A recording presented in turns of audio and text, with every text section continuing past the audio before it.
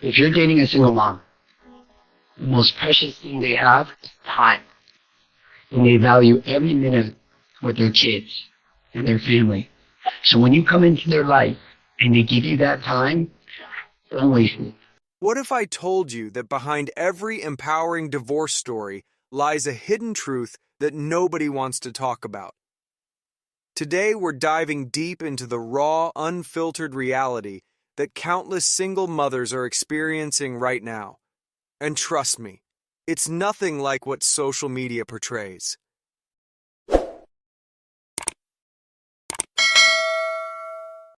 Picture this scenario. You're scrolling through your feed and you see another post celebrating someone's newfound freedom after divorce. The comments are flooded with congratulations and fire emojis. But what happens when the cameras stop rolling and the support dies down? What happens when reality hits like a freight train? Let me share something with you that might completely change how you view modern relationships. There's an entire generation of women who bought into the idea that leaving their marriage would solve all their problems. They were told they deserved better, that happiness was just one divorce away, and that being single would be empowering. But here's what happened instead. Sarah divorced her husband after 23 years together, not because of abuse or infidelity, but because she felt unfulfilled. 2 years later, she's making videos crying about how lonely she is, admitting that her ex-husband wasn't just her partner, but her only friend for the last 5 years of their marriage. She says she'd give up all her money, all her social media following, just to have true love again. She'd go back to making $15 an hour if it meant being happy with someone.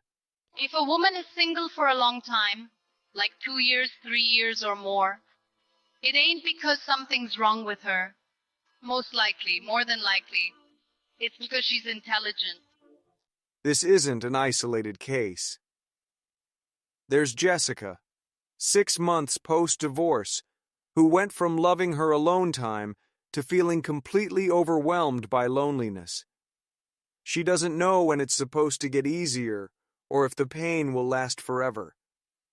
Then there's Maria, who doesn't want to go inside her own home because there's nobody waiting for her there. But here's where it gets really heartbreaking. These women aren't just dealing with emotional struggles. The dating world they've entered is completely different from what they expected. Modern dating has become brutal for single mothers.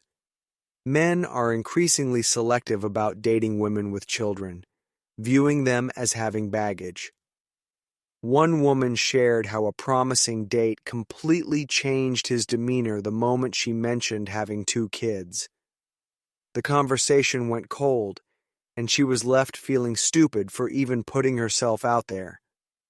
Another had her date cancel entirely once he learned about her children. These aren't isolated incidents. They're becoming the norm. This brings us to an uncomfortable truth about what experts call grass is greener syndrome. Many women convince themselves that there's always someone better out there, that their current situation is holding them back from true happiness. But when they finally make that leap, they discover that the dating marketplace isn't what they imagined. The financial reality hits differently too. Single parenthood means carrying the entire financial burden alone. There's no partner to split mortgage payments, grocery bills, or unexpected expenses. The stress becomes overwhelming, especially when you're trying to maintain the same lifestyle you had as a couple. Now, let's talk about the elephant in the room that nobody wants to address: the children. While adults are focused on their personal happiness, there's an entire generation of kids being shuffled between homes, dealing with the emotional trauma of broken families. Despite what some influencers claim, the statistics tell a very different story about the impact on children. Research shows that children from single-parent homes face significantly higher risks. They're more likely to experience behavioral problems, struggle academically, and face emotional challenges. The numbers are staggering when you look at homelessness, suicide rates. The worst feeling for a woman is when she tries to have an honest conversation with a man about the behavior that wounds her daily. She opens up hoping for understanding and change. And behavioral disorders among children from fatherless homes. But here's what's really controversial. Some people argue that staying together for the children is outdated thinking. They claim kids are better off when parents are happy, even if that means splitting up the family. However, the data suggests something entirely different.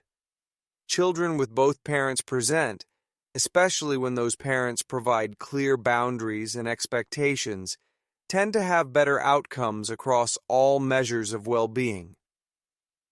What's even more interesting is that when families do break up, children raised by single fathers often have better outcomes than those raised by single mothers. This isn't about male superiority. It's about the unique and irreplaceable role that fathers play in child development. Yet family courts consistently favor mothers in custody battles, despite evidence suggesting that father involvement is crucial for healthy child development. The harsh reality is that our society has normalized broken families while simultaneously ignoring the long-term consequences. We celebrate divorce as empowerment, while children suffer the consequences of adult decisions. We've created a culture where personal happiness trumps family stability, and the results speak for themselves. Some women are starting to wake up to this reality. There are single mothers who openly admit that raising children alone isn't a flex, that they had to take accountability for their choices. They recognize that the decisions they made in relationships directly led to their current circumstances.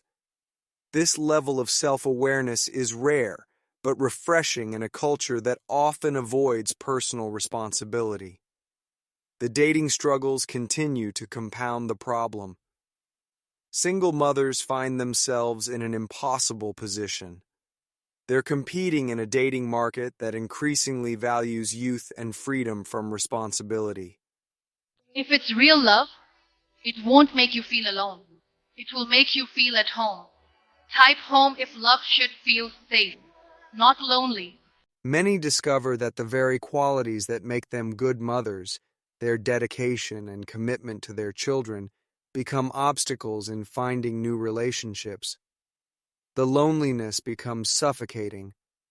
Coming home to an empty house, having no one to share daily experiences with, feeling like you're carrying the entire weight of parenting alone. This isn't the empowered single life that was promised. It's isolation disguised as independence. Financial stress adds another layer of complexity. Single mothers often find themselves working multiple jobs just to maintain basic stability. The romantic notion of being a strong, independent woman quickly gives way to the reality of exhaustion and financial strain. There's no backup plan, no partner to rely on when things get tough. Meanwhile, the children continue shuffling between homes, never fully settling into one environment. They're dealing with loyalty conflicts, adjusting to different rules and expectations, and processing the emotional reality that their family unit no longer exists.